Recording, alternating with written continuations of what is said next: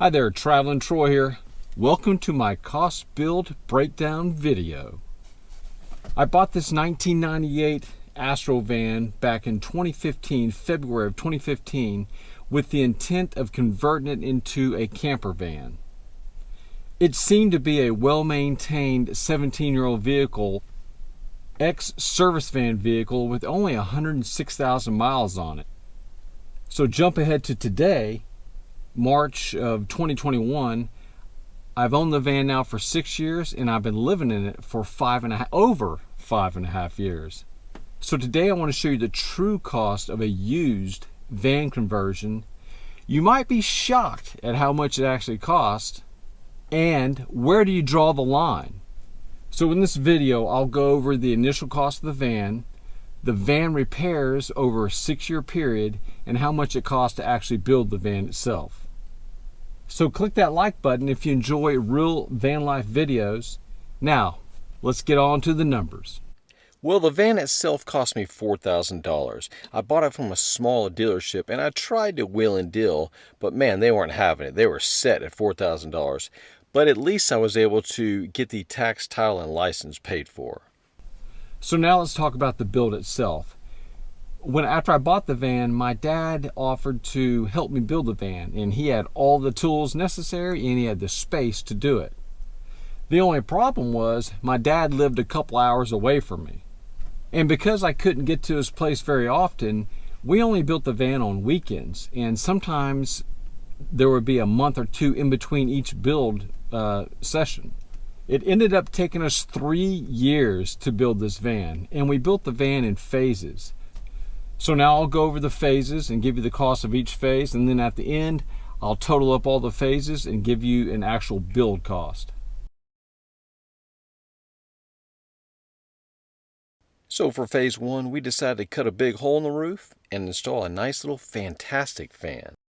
After that, we made some templates and started on the subfloor, but first we needed to put down some sound barrier insulation, and then came the plywood subfloor, followed by the vinyl plank flooring. We completed phase 1 for $450. In phase 2, we installed the sound barrier insulation, we installed the lights, we installed the foam board insulation, and we installed the pine wood planks. The total for phase 2 was $306. Next, we built the bed, framing, slats, legs, foam, fabric, and then we paid the upholsterer to put it all together. Total cost of the bed build, $375. The main cost for this phase was the set of AGM batteries, and then my dad built the power center and installed all those awesome goodies inside to give me power 24/7. This phase would cost $876. It turns out life is much better with solar. Here's my dad's roof rack and solar plans. This phase included the roof rack materials, the welding, 3 100-watt solar panels, and wiring. Phase 5 cost $617. Unfortunately, our vinyl plank flooring failed, so we pulled everything out and installed 1 full sheet of vinyl flooring. Next, we built a desk with Porta Potty storage, and we added a swivel to the front passenger seat, and, well, of course, I bought a Porta Potty. We also improved the bed storage, and we built some shelves. Total phase 6 cost $437. Phase 7 was a huge phase, and it was the final phase before we determined the van complete. It included the kitchen build, everything that came with the kitchen, the sink, the drain, the water faucet, the refrigerator, which is about $700. We also installed a new solar controller, a power meter, battery isolator. We had curtains, we had organized OB netting. We did it all in this build, in this phase. Phase 7 cost $1,221. Finally, it's phase 8, updates that were completed after the build was completed. Number 1 was the Battle-Born lithium battery. This was the biggest chunk. It cost about $1,000. I also added a new set of skeeter beaters and a vent hood to cover up the fantastic fan. I added some outdoor items like this privacy tent for showers and this screen tent for keeping the bugs off of me and this table for outdoor cooking, plus a new set of solar lights and many other things. Phase 8 cost $1,431. And the grand total for the build as of March of 2021 is $5,715. Whoa! Okay, so now for the repair work. When you watch other videos, you might not see people talk about the repair work because typically they're going to build their van and then a couple months later maybe they'll do a video about the cost they incurred when building the van and buying the van, because they haven't incurred any repairs yet. So if I were to stop this video right now and just talk about the cost of the van and the build, I would say something like, okay, yeah, so for $4,000 for the van and $5,715 for all the build, for less than $10,000, I've been living in this van for 6 years. Amazing, right? Well, that's not the full story. How much have I spent on repairs on this van over the past 6 years? So I'm going to break that down year by year, and I'll give you the full total of how much I've spent on repairs on this van over the past 6 years. Now, this won't include regular maintenance like oil changes and stuff. This is just the major repairs, minor to major repairs. And let me say, I'm not a mechanic. I'm a tech guy. I like computers and electronics. So most of this work was done by mechanics and paid to professionals. So the first year I owned the van, 2015, I did get some brake work done, replaced a belt, and bought some temporary used tires, which totaled up to be about $500.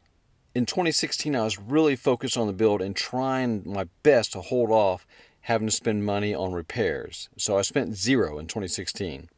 In 2017, I started putting some money towards the steering and suspension work, got some leaks fixed, got a 4-wheel alignment, and bought 4 just standard road tires.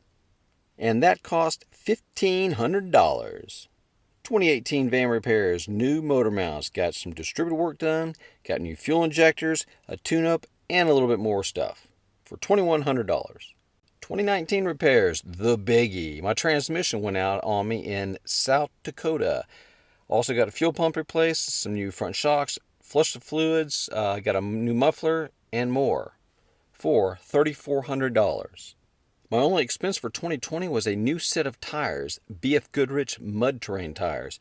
I do a lot of off-roading now. By the way, this is me at age 17. I just bought a new inflatable kayak and I was ready to go on some adventures. I think it's about time for me to get another kayak. That sounds like fun. So focus on Daisy here. She was my favorite dog ever growing up. I'm going to put up the total amount that I've spent on repairs over the past 6 years. Try not to faint.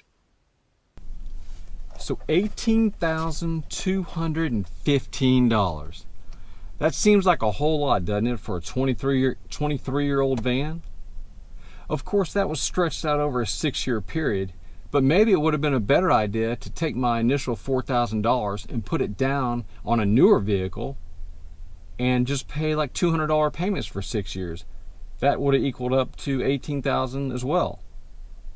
So currently, here in March of 2021, the value of my van, the private value of my van, without all this update stuff, just the van itself, is $2,500.